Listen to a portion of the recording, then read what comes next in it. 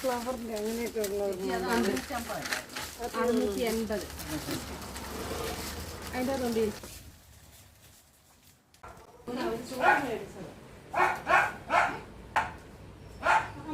ഞാൻ പറഞ്ഞില്ല എനിക്ക് റെയിൻകോട്ട് മതി. റെയിൻകോട്ട്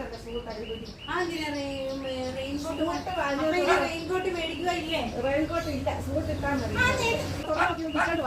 ഇവിടെ തുറന്ന് നോക്കാം.